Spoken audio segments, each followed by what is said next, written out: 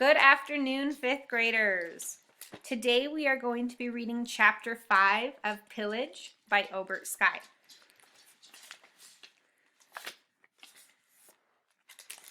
Excerpt from section 3 of The Green Got Not, as recorded by Daniel Phillips. In the year 1828, everything had changed for Edward.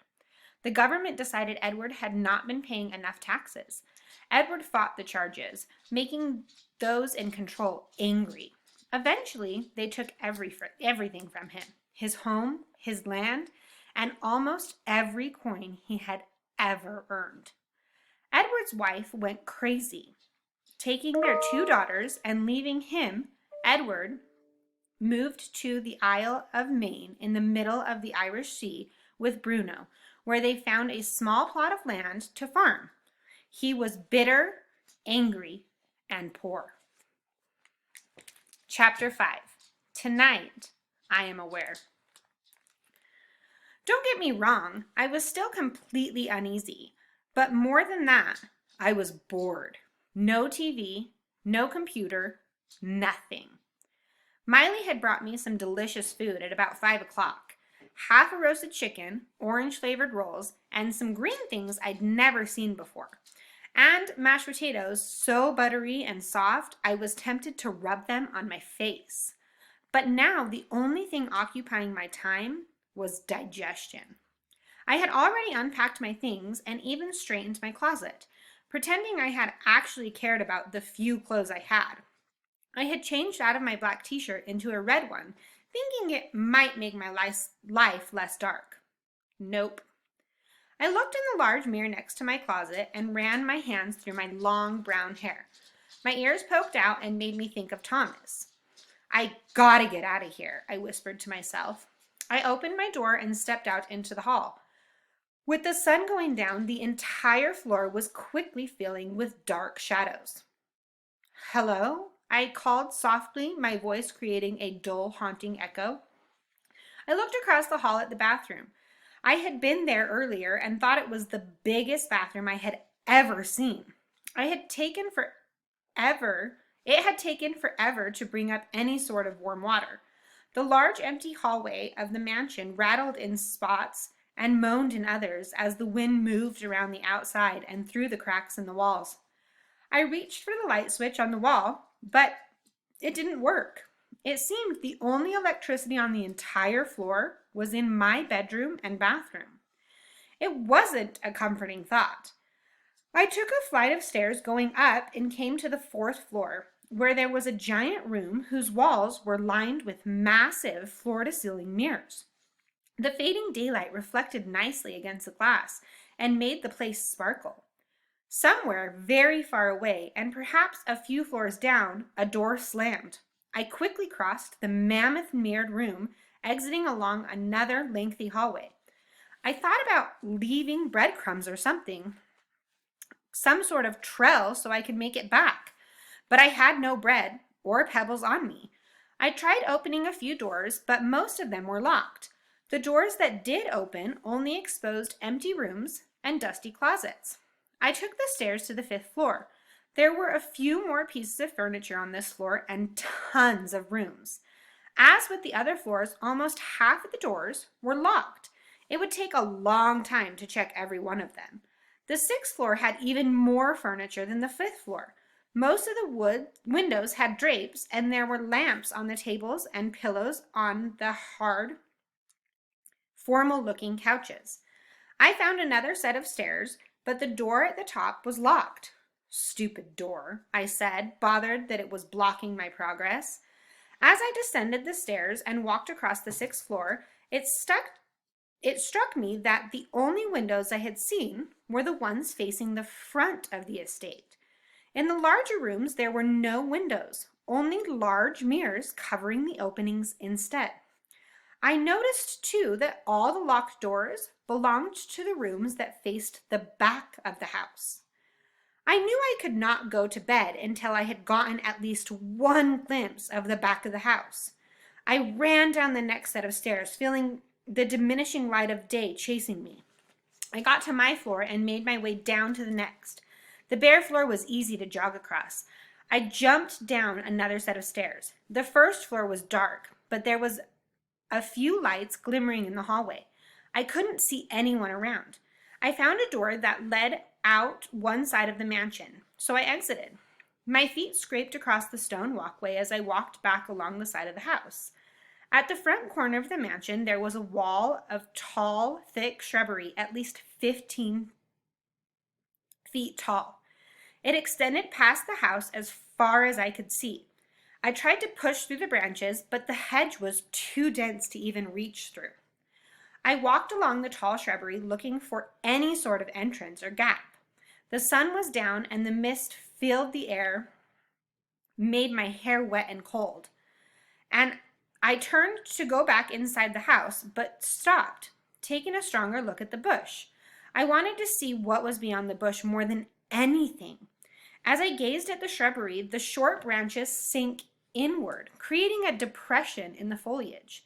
I rubbed my eyes, certain I was seeing things. I wasn't. The depression was still there.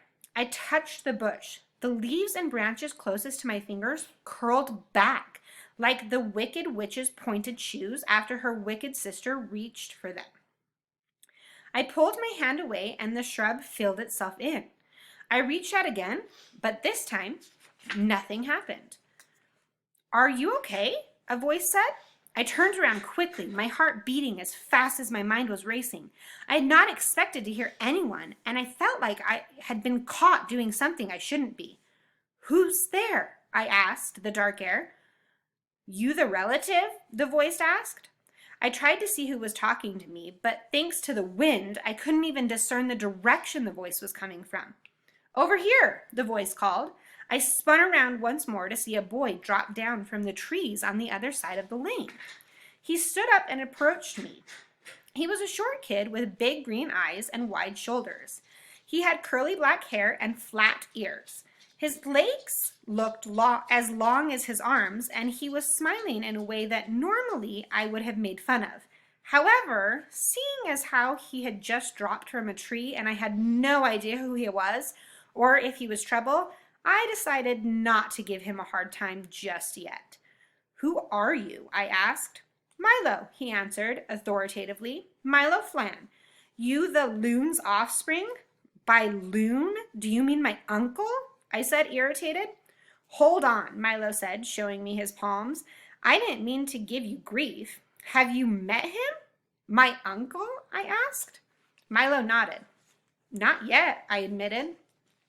"Well, if after you meet him you don't think he's a loon, I'll apologize." "That bad?" "Not many people speak fondly of him," Milo said.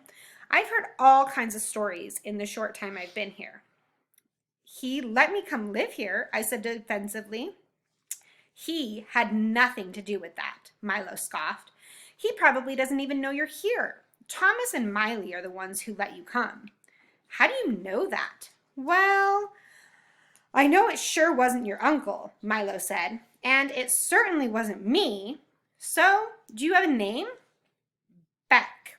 "Like Becky?" I instinctively made a fist. "Yeah, exactly like Becky," I said sarcastically, having heard that one a million times before. "Oh," was Milo's only reply. Wind moved moisture through the air like weak sprinklers. I looked at the huge manor and started to worry about ever finding my way back to my room again. "I should probably go in," I said. "Why?" Milo asked. "Is someone waiting for you?" "No," I said, realizing that there was nobody waiting for me anywhere. "I want to explore the house." "That could take you years," Milo said, his curly black hair bouncing softly as he talked. "How many floors are there? It's hard to tell from out here." "7," I answered, "but I can't go higher than the 6th because all the doors are locked. My uncle lives in the top dome with a copper roof. Sometimes he has a light on and you can see him pacing," Milo said. I looked up at the top of the manor. The dome was unlit. "So the manor has 7 floors and a basement?" Milo asked reflectively. "What basement?" I asked, glancing back in the direction of the mansion. It was dark enough now that I couldn't see it clearly from so far away. "There's no basement." Anymore, Milo said casually, holding onto a nearby tree like a monkey. What's that supposed to mean? I asked, confused. I don't know, Milo said. I just heard that years ago, your uncle had the entire basement filled in with dirt. Why would he do that? Like I said, Beck, he's a loon, Milo smiled. No offense, it's fun to watch him pace back and forth, talking to himself. Maybe he filled the basement just for crazy's sake. Now I wanted to see if there really was a basement as much as I wanted to see what was back behind the house in the forest. Have you been to the backyard? I asked. Of course, Milo bragged. I live at the edge of the forest. Why doesn't anyone want me back there? I asked. Probably because it's a mess, Milo said. Or maybe there's something secret hidden there. If you want, I'd be happy to take you there tomorrow after school. That'd be great, I said honestly. Are there any other kids around here? Not really, Milo said. The Figgins family lives nearby, and they have a girl about our age. There are also a couple of kids not too far down the mountain, but most everyone lives just outside of King's Plot or right in town. I tried not to look too disappointed. I should go, Milo said. My family will wonder if the woods have eaten me. I guess I'll see you at school. Nice to meet you, Beck. Same to you, I replied. Milo jumped away as if he were playing a lengthy game of hopscotch. It felt good knowing someone. I wasn't alone. The thought of going to school wasn't quite so painful now that I had met Milo. I hoped he wasn't one of those kids that the rest of the school liked to pick on. The wind whistled through the trees and shrubs, sounding as if Mother Nature was taking a long drink through a thin straw.